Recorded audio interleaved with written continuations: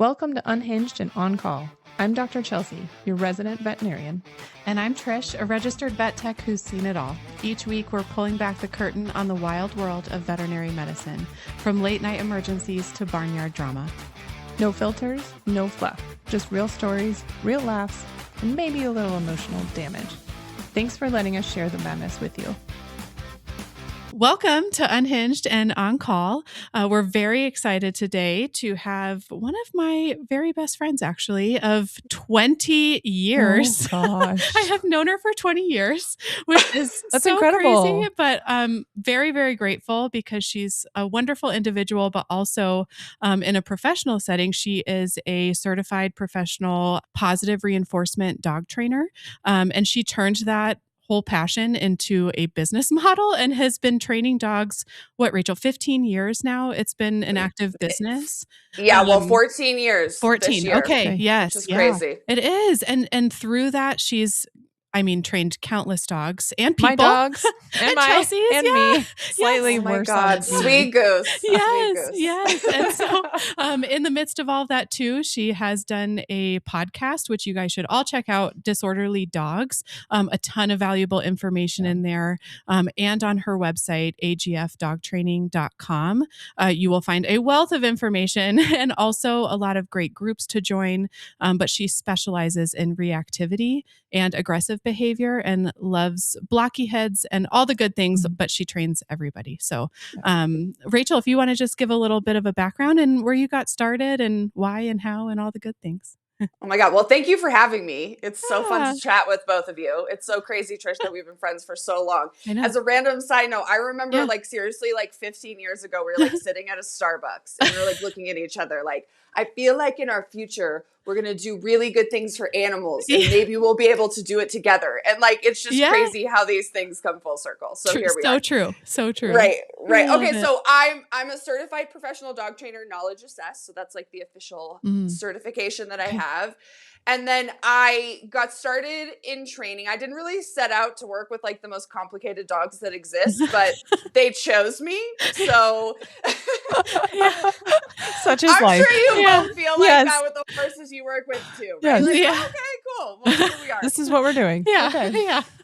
Right. So it all really started because I adopted this little pit bull type dog from the shelter who was a total mess. We didn't even know he had a tail for 2 months because it was constantly Sucked up plastered. there. Yes, constantly plastered to his stomach because he was terrified of everything. And then slowly but surely he started to come out of his shell. And then he started to attack dogs. And I was like, excuse me, what's going on? So I really have Sonny to thank for leading me on this path. Okay. And then since then, like Trish is saying, I have worked with honestly thousands of reactive and aggressive dogs at this point, which is crazy to say. But yeah, I like the spicy dogs, and I like a dog who is gonna, attract unwanted attention to themselves. I like dogs who are probably gonna be sketchy under certain conditions. Because I really love to celebrate that dogs can be this crazy balance of the sweetest and also potentially dangerous. It's just the craziest anomaly. And I'm sure horses are just like that, right? They are. Yeah, they're animals. And just not to interrupt, but to go back to Sonny for a quick second, she turned that dog into an amazing agility dog, by the way, just so you guys know, and competed in agility with that specific dog. So incredible. Oh my God, I still have an entire Rubbermaid full of ribbons. Yeah, he won. Yeah. Well, and you think my God, yeah. In that scenario, you're surrounded by dogs and their handlers. Yes. And sometimes you're off leash and all that. And so amazing that you were able to do a 180. True. So true. Give them the confidence to do that. Mm-hmm. Mm-hmm. Yeah, no, it was one of those that we really got started in agility to build confidence. And it was really just for fun, me trying to continue to help him be more confident, not so scared of things. And it really just kind of spiraled into this, he loved it. And my mentor at the time was like, I think you should try competing. I'm like, with this dog? Are you serious?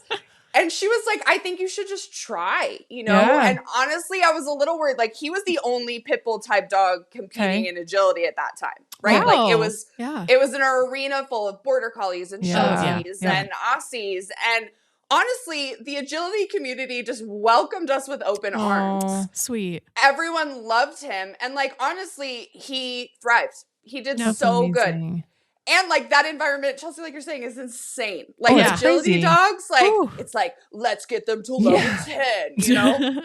And Sonny, really, he did so good. He never behaved aggressively in the agility ring ever. Wow. He won so many titles. It was Aw. incredible. It was such a fun experience. So yeah, you know, I think that through him, I really realized that like, you know, we have to be careful with dogs who are capable of behaving in reactive or aggressive dogs, but like that doesn't mean that their world has to be small or sheltered. Like Yeah, right. these dogs can actually have really big, expansive worlds and can behave in really safe ways. So yeah. That's super cool.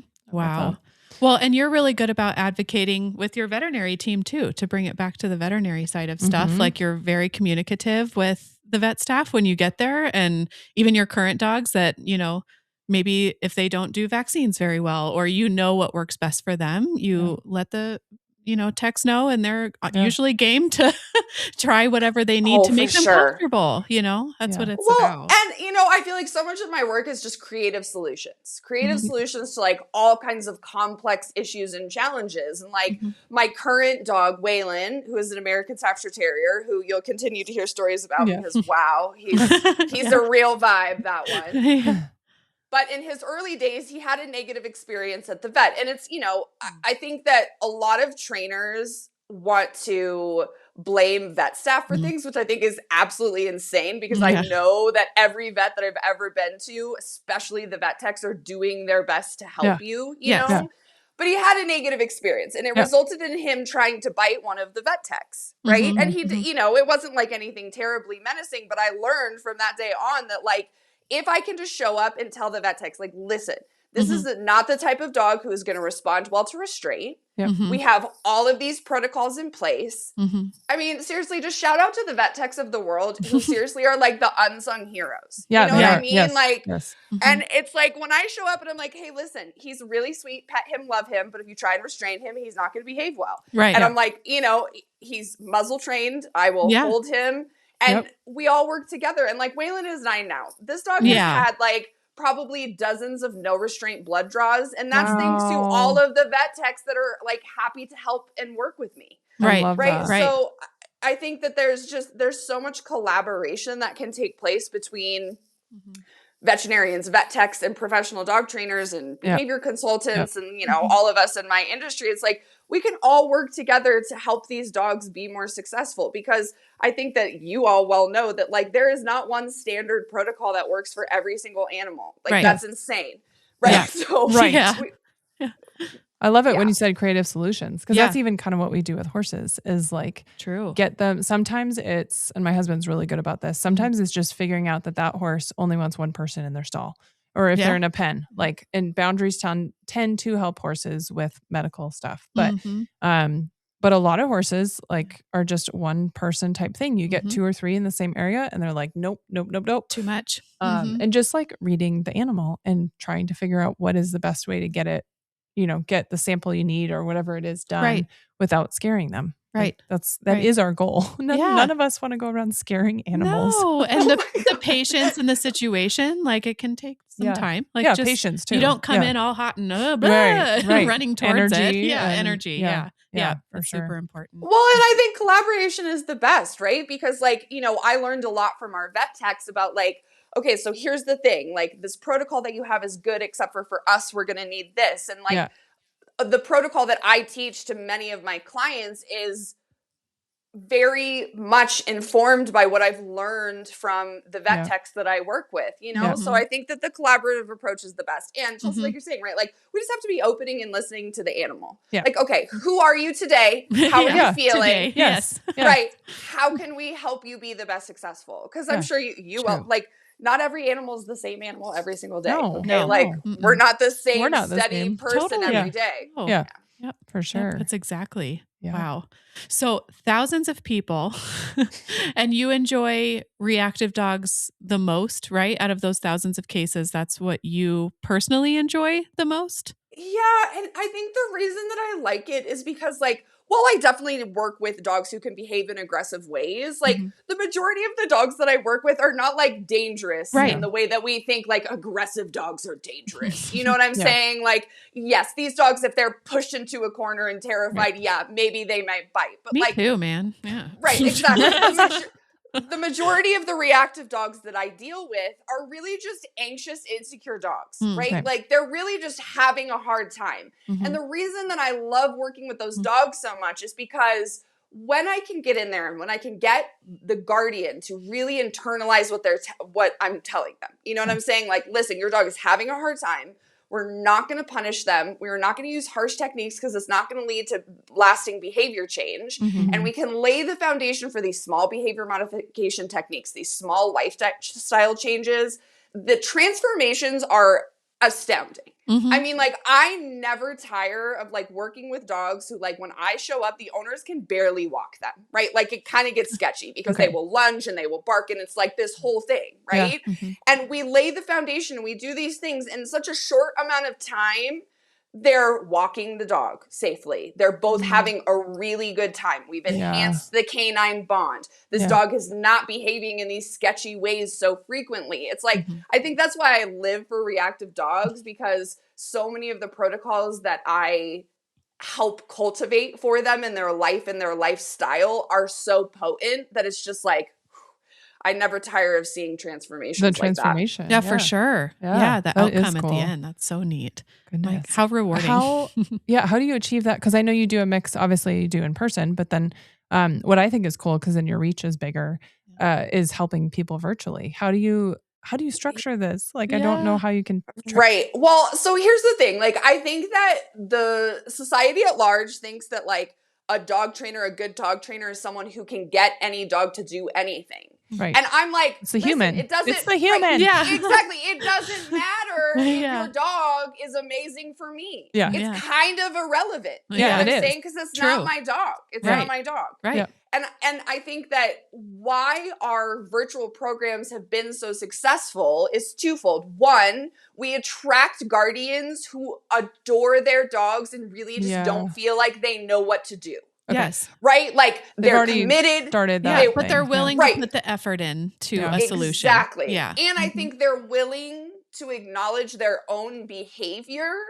And they're willing to make changes of their own behavior to see their dog succeed. Some self-accountability goes a long way. Yes, exactly. Sometimes. Exactly, right? And like when I have that, like when we start from that starting point, then it's really easy to coach people every week, right? So like our program is structured like this. So they work with us one-on-one, right? So we create custom training plans and then they upload videos every week. They have access to all of our training videos. So like I am, you know, and of course I'm asking like, I have behavior forms. I'm asking like crazy in-depth questions about their dogs. But I think that it works because I'm coaching the guardian who the dog is the most comfortable with.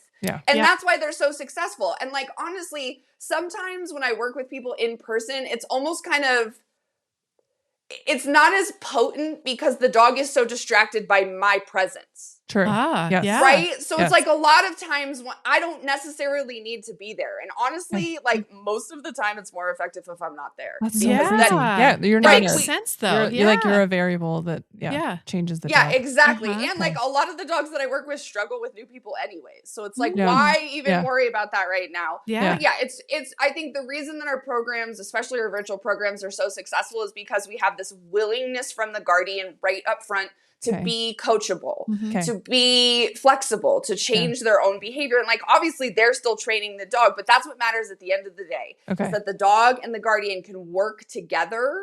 And I think that that's why we're so effective, because we cultivate that, right? Like we give them the skills that they need to be successul. And we talk about like, you know, the ridiculous situations that they find themselves in, because average dog guardians do not find themselves in the situations that my clients find themselves in. Right? Like you don't really know what it's like until you're attached to a dog who is absolutely losing its mind and the world is just judging you, right? It's a lived experience. And then we bring all those guardians together so they get to hang out in group Zooms. That's and I think that I think it helps bring like, it brings camaraderie, right? Yeah, And just they feel understanding not like you're alone. not Like I am the only one on my street having problems, but across the world, there are people having these same problems more common everywhere. than you think it would is be. more common than you think. Yeah. Yeah, it is. And I think it's one of those things too. Like, and I'm sure you both can empathize with this in the horse world. It's just like, I think that society wants us to like have this square dog who like never reacts to anything. And it's just like super chill about everything. And it's like, who is really like that? Yeah. Like no one. They want them to not be the animal they are. Right. Why do we expect our dogs to be that? That's true. So it's been quite a journey. And like I learned from every single dog that I work with, right? Mm-hmm. Like obviously I've been at this for a long time. 14 years is a long time, but like I come into every new session humble, right? And like, what can I learn from this dog? What can I understand from this guardian and their lifestyle? And like, I think that's why I keep doing it, because I love that I will never know it all, but I can keep getting better and I can keep learning. Just that mentality you will translate into the horse world very well. Rachel's goal one day is to it's Rachel's have goal? a I thought horse it was your goal one for day. her. No, well, yes, but also, yay! But one day her goal, in years from now, she wants to have property, but have a horse and start diving into horses and all of that. It is so, it is so similar. I mean, literally like the stuff you were telling me, Rachel, in person when you were helping with my dogs, which was amazing, was so in line with horses. And I was like, why don't I, like I think I'd thought of that in the past. My Weimaraner, I had basically trained like a horse, but I had taken that away. And then, and it's all about like reward and enforcement and timing and you know what I mean, like all the things you think about with horses, and it's just not I think it's that same right. I think it's that same craving in all of us, right? Is that like we love animals and we want to be able to connect with them and get to know them and communicate with them and foster that relationship with them. It's, you know, I think that generalizes to all the species we're trying to interact with. Right? Well, but you saying just going into every situation being humble and then always knowing that you can always learn, that resonated a lot with me, because that's so true with horses too. You know, it's like every time you swing a leg over, you learn something new every single ride, you know, or interaction, not necessarily every ride, but just every interaction. Well, Trish and I were talking about it. I was like, I just want a horse that I can be friends with, right? Like, I don't need to ride it or anything. Just like, no, you'll be able to ride it eventually. I'm like, okay. Yes. But like, you know, I think that society at large, if we could all come at our interactions with any animal we interact with a little bit more humility, I think that it would be a much better world for animals, but also for us. Yeah. Yes. Yeah. As humans. Person to person too. Yeah. Yeah. It does carry over. It does. Yeah. That's crazy. So out of those just thousands of cases, are there some that just have stuck out to you that were just some of we want to hear, like, if there's some kind of crazy stories. The unhinged. Yeah. The unhinged dog training. The unhinged. Okay. So I can think of a couple of unhinged situations. Okay. So, I have some of my own, but I want to share a story of a dog that was not my own. So a lot of reactive behavior stems from dogs who struggle to regulate, right? So like they're just overstimulated. They don't know how to cope. They don't know how to like self-soothe. They don't know how to settle down. So when I first started training, I worked with a mentor who had like a physical location, and they taught group classes and did stuff. So I got a lot of hands-on experience in that training facility, and we ran a program called day training. So like dogs would get dropped off during the day and they would come and hang out. We'd like train them and they'd socialize and things like that. So there was one particular Labrador, his name was Frisco, and he was a dog who you always had to be on your A game, because this dog would jump fences. He would steal food items. Like just that dog who's just like an insane busybody. And like, if you are not paying attention, he's going to get into mischief and it's going to be really hard for you. So sweet dog, but like struggled to self-regulate. It was just like always on. So this was like before Christmas, and I had brought in like some sweet treats, some of which happened to be chocolate. Oh my God. And Frisco jumped up on the counter and took a bag of chocolate dipped pretzels. Okay. So like my heart has sank to the ground at this point, because I'm like, oh my God, I'm literally about to poison a client's dog. Right. So he proceeds to run around the training facility for like a good 20 minutes with this bag in his mouth. Okay. He's like, it's a fun game. Evading everybody. Right. Well, and thankfully at that point, like I had realized like chasing him is not the plan, but this is not a dog who's just going to give up. You know what I'm saying? Like, you need Chelsea, ham. this is like German short-haired pointer vibes. Yeah. You know what I'm you need saying? something like, better. Yeah. Right. Like this is like insane bird dog vibes. Like, no, it's fine. I can run in laps for 3 hours. Like, I could do this all day, lady. Yeah. Love this for us. So after about 20 minutes, he finally stops and he drops the bag. And I have a handful of chicken and I throw it at his face and he gets it, thankfully, and I get the bag back. Yeah. Well, my mentor comes into the facility and she's walking around and she's like, why are there pieces of chocolate all over the training floor? No. And I'm like, that would be because I was not paying attention. And Frisco. So then I spent the next like 2 hours cleaning chocolate up off of the training floor. Thankfully, I did not poison this dog. Any dog. Everything was fine. And shout out to his owner, Holly. She is like the most patient and forgiving person ever. Because you have to be when you have a dog like that. Yeah. But no, that was one of those moments where like, you know, it's like dog behavior is such a crazy spectrum. You know what I mean? Like you work with some dogs who would never dream of doing something like that, you know? But I credit Frisco because like my reaction time, my planning, like is really, I learned a lot that day about like, okay, cool. Things are going to have to be in lock and key so that the dog doesn't get them. And like a tin. Oh my God. And that was probably just so fun for him. Oh, I bet he just loved had a great time. He slept for like an hour after that. He was like, yes. God. And he had to, because I had to clean the chocolate off the floor. Well, yeah. Right. Oh, right. Oh, So, man. Oh my gosh. The one thing you can't have. Like, exactly. Yeah. In a training facility. Yeah. Well, and it's like you think you're being nice, like bringing chocolate for other share people. with your Yes, exactly. No. Damn it, Frisco. Not when Frisco the Labrador is around. Any lab, man. Any lab. I don't know if you remember this, but Ruger, we had a black lab, Ruger, a few years ago. Yep.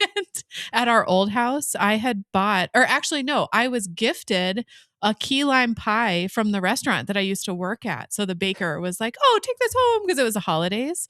And I left it on the counter. Again, I learned, right? But I thought I pushed it back far enough on the counter.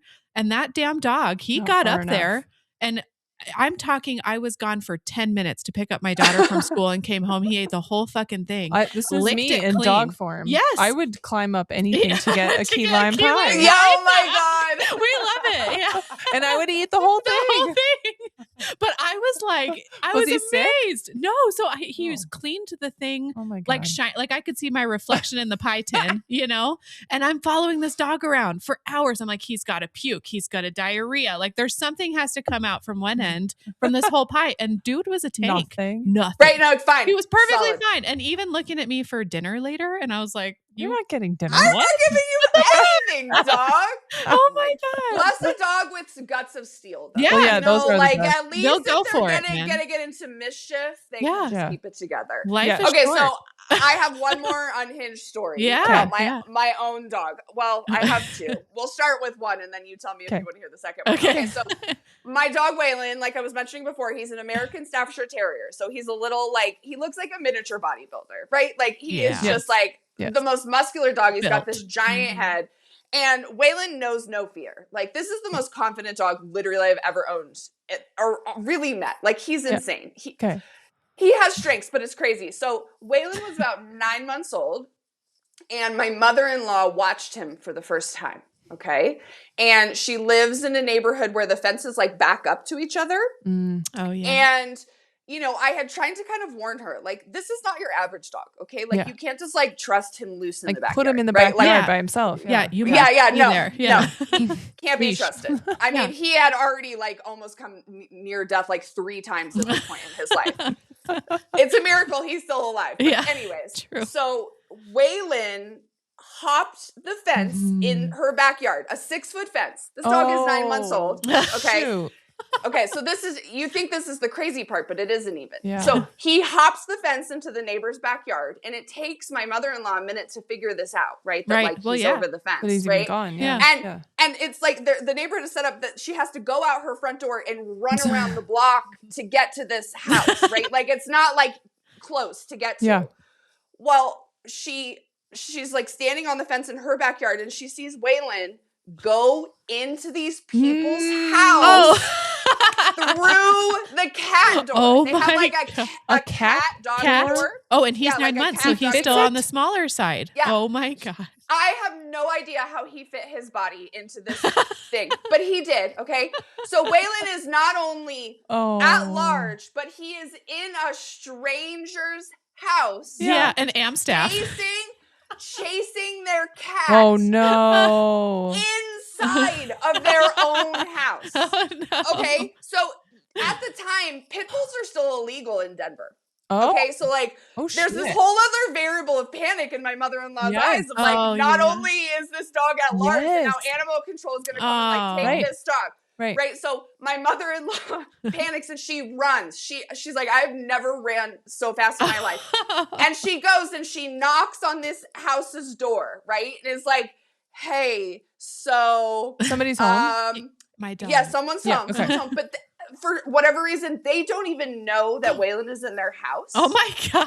So they don't even know. They think your mother-in-law is crazy. Yes, exactly. Right? She's like my out dog's of breath. In your She's house. like in tears. She's like in tears at this point. Oh, Cindy. Bless and her. These people, bless these people. They were so relaxed about the whole thing. She's like, so my daughter-in-law's dog is in your house and he's chasing your cat. And they're like, we wondered what all the commotion was about. Oh my God. Well, then Waylon like appears in the living room apparently, and these people love him. And think it's so great, and they're like giving him all of these treats. They're giving him all these treats. He's so cute. Apparently, then he ended up making friends with the cat. Oh, good. So like that ended up being okay. Okay. But I mean, can you imagine if he some like ate the random person's dog in your house, and you don't even really realize it until someone knocks at the door and is like, hey, so my dog is inside your house. Oh my God. And that almost feels like one of those like catfish things nowadays, like that you don't even want to answer the door because people like say anything to like and you're like all of a sudden that's where my brain goes. I'm like, you're gonna attack me. Like this is this elaborate story you made up just to to steal all my stuff. Dog that these people were just real chill and relaxed that Waylon had made it inside of their house. So then my mother-in-law got him leashed up and got him back and good. You know, thankfully she still loves Waylon, but we all learned a very valuable lesson that night that whatever sketchy thing you think he's capable of, he'll do. Oh my God. Well, and to go in the house is funny. Fritz will go over our 6-foot privacy fence. Same thing. We back up to people for squirrels. And usually he just hangs on top because that gets him closer because he's crazy. But every once in a while he like overemphasizes and he gets on the other side. And we have to stand outside calling from our backyard because that's the fastest way. And the people know just to get him to go back over, right? You just have to be like, get over here. Yeah. And like get treats out. And then he's like, be like a deer. Oh my God. Wait, speaking of deer. Okay. So for all our listeners too, Rachel is a super active hiker with her dogs as well. So she also has Adventure Dog Academy on Instagram, which is just a fun page, and all of her hikes. So weekly hikes, a lot of like very traverse terrain stuff too, and does a lot of like very difficult hikes. But didn't Waylon, if I can't remember the story, but didn't he eat like a maggot deer leg? Because the deer thing, or what was that? What was that? That's honestly the tamest thing. He eats like crazy stuff because they're off leash where they can be. Correct? You have GPS collars on them, and all the things. So, but I like to give my dogs freedom, but throughout Waylon's life, I have retracted a lot of that freedom, which is so funny you bring this up, Trish, because this is my second insane story. Okay. I kind of right. Okay, so yes, we're super active. We do a lot of hiking, we do a lot of camping, a lot of fishing, right? We just spend a lot of time outdoors. And you know, over the years, I've gotten really good at like understanding wildlife, their habits, where they're going to be, so that I can make sure that my dogs aren't like harassing wildlife. Safety. Right? Yeah. Right. Exactly. So we were hiking a 14er, a pretty popular 14er here in Denver. And we hike during the week, so it's usually pretty quiet. And there really wasn't a lot of other people. And like, you know, above tree line, there's usually not like a ton of animals. Waylon doesn't chase small animals. He doesn't really care about that. So Waylon's off leash, right? And we're just like having this good time. And we're summiting, right? We're summiting the 14er. So I am like sucking wind, like questioning my life decision. Yeah. Why am I doing Why this? do I do this shit to myself? And I hike with my mom, and my mom looks at me. She's like, "Where's Waylon?" And I'm like, "Holy shit, where is Waylon?" So I get to the summit, and out of the corner of my eye, I see a herd of mountain goats. Oh. And I'm like, oh, fuck. Okay, so there's a herd of mountain goats. So we are on the top of a 14er. Waylon is on the top of a 14er and sees this herd of mountain goats. Oh my God. And literally ran down the hillside of a 14,000-foot mountain and comes nose to nose with a mountain goat. Literally. I'm watching it. I'm like sliding down rocks. Like, oh my what God. How what do you do? Can get to Waylon, right? Exactly. So he comes nose to nose with this mountain goat, and this mountain goat stomps and spits, and Waylon just looks at me and just runs right back to me like nothing ever happened. And I'm like, near death. Yeah. They will charge and headbutt. Yeah. Like, are you kidding me? Are you kidding me? So, I mean, for all of Waylon's crazy, at least he's athletic and smart to back it all up. He did leave it. He did leave it. Yeah. I mean, he did, right? And like, honestly, I didn't even call him or do any trained behavior at that moment because you're just in panic mode. I wouldn't, right? Like, cool, I'm just going to see my dog die on a 14er get like right? And I'm like, I'm having like flashes of like someone filming this and it being like a viral video and I'm going to be like sued by the state of Colorado or something. You know what I mean? Thankfully, there was no audience. Only my mother. Only my mom saw this whole thing. But yeah, no, the mountain goat told him to kick rocks and he was like, gotta go. Good. I love that. And came right back. So I learned a valuable lesson that day, right? That it doesn't matter where we are. If Waylon feels inclined to chase an animal, he will. But at least he will back down given the opportunity. That is good. My God. Oh my God. That is good. Because you started saying this by saying deer. And that's what. Yes, that's what like deer will attack too. And there's a ton in Parker where my parents live. And when we take Fritz, it's like, I'm not concerned about, I mean, I'm concerned about hit by car. But like him running around, there's like no way to contain the animal there because they can only have split rail fencing. And so I just always have like him on a leash. But if the kids let him out or anything happens, like he goes and there's deer everywhere. Oh my God. But these like deer will attack dogs. You know? And I'm like. And for like a high prey drive dog, they're like, whoa. So if he gets let out, like I'm always just like, oh my God, well the deer might get him today. Like, oh my God. Well, he might go out by deer. So and he'll probably deserve it. But yeah. Oh my God. Right. So you know, it's just one of those that like I've learned, like, you know, we've done that 14er a couple more times. And guess what I did? I kept Waylon on leash. Right? Yeah, we got a leash. Exactly. Yeah. Exactly. So, you know, it's like, you know, you don't want to be the person whose dog is harassing wildlife. But it's, you know, it's like, you know, I'm always like paying attention, but you know, when you're on a 14,000-foot mountain, you're kind of distracted because you're tired. Yeah, you're like, it's hard. You're lacking any oxygen. So oh my God. Right. So, you know, that's, I really, because of Waylon and all of his shenanigans in his life, and because of my work with all the reactive and aggressive dogs, it's like, you know, sometimes when I work with a dog who has no behavioral issues and isn't really that crazy, I'm just kind of like, love them. But like, that just doesn't really do it for me anymore. It's not interesting. Exactly. Yeah. Exactly. Right. Like I really prefer a dog who's like medium size, pretty spicy, has somewhat of a blocky head. Like that's my type of dog right there. And dog bites are common for you dealing with, correct? Well, like, so I just in general. I deal with a lot of dogs or you get bit a lot, but they, I deal with a lot of dogs with bite histories that have used their teeth for one reason or another. Yeah, not you, not me. Right? She's like, I know exactly what you're saying. 20 years. My God. She knows what I mean. She knows what she's doing. Yeah, and I think it's one of those things too that like obviously like when you hear dog bite, when you hear like dog aggression, it makes you think of a dog who's going to like maul and kill someone. Totally. You know what I'm saying? Yes. But like that is not really the case. Like I would say that like 99% of the dogs that I've worked with did bite people under certain conditions. But for the most part, like those conditions are extraordinary circumstances. Yep. You know what I mean? Where like I have a client right now where the dog bit a jogger because this jogger ran like 6 inches from them on a super wide path when the owner was like, hey, listen, be careful. My dog needs a little bit of space. You know what I mean? So like a lot of the dog bites that I work with are like, yes, the dogs are using their teeth, but a lot of it is humans being humans. Like dogs have bubbles. Yeah, totally. Like, you do that to a human. Right. Like, right. No, especially when the owner is like, hey, I'm really sorry. Well, yeah. Like, and there's we plenty need a little of room. bit of space here. Yes. Exactly. Yeah. Exactly. And like, you know, I've worked with a few dogs that like were truly dangerous. And, you know, we had to be really, really careful because those dogs exist, but it is not the majority. Yeah. Right? Like the majority of dogs that I work with that bite people are scared, overwhelmed, they're struggling. And a lot of times it's the owner just learning who their dog is and realizing like you cannot put your dog in these situations because they're not going to behave well in those situations. Right. And like, again, it's like, you know, I deal with a lot of first time dog owners who mean well and they rescue these sweet dogs out of shelters.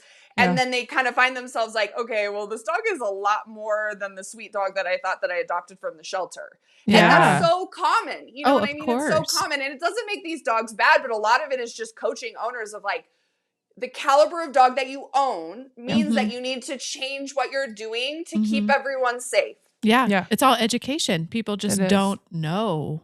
Well, I think Rachel, you were the one, it sounds so silly, but like with Fritz, one of my main things was that he learned to growl at new people. And I was like, I was so annoyed by the growling, and you're like, but that's his indicator for you. Like before the bite, like don't punish the growl. Or like try to stop it. Like that is your, like, that's him. He's close to threshold, you know? And so it was, true. So just even like framing it in that mentality so that I'm not mad at him every time he growls. I'm like, oh, he's telling me something. And usually there's a freaking reason. Like, there is somebody at our house that we don't know, or you know, all that. I would love for him to be better about repeat people. Like I think he's still. He gave me a hug today. I came in the front door. Brett let me in real quick, and then he but I hugged, and then I encouraged the behavior. Oh my God! Like, which I know better, but still. Well, and Chelsea, I think it's one of those things too, right? It's just like holding space for people to grieve the dog that they thought that they were getting. Yeah. Oh, true. But also come to like,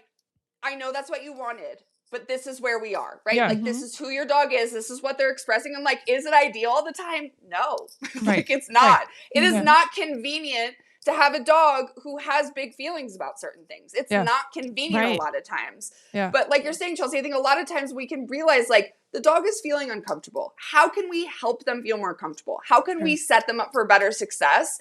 It really just changes a lot of the trajectory of like who we are and how we interact with those dogs going forward. You know, like I work with so many clients who hired other trainers who I would not categorize as qualified to help them.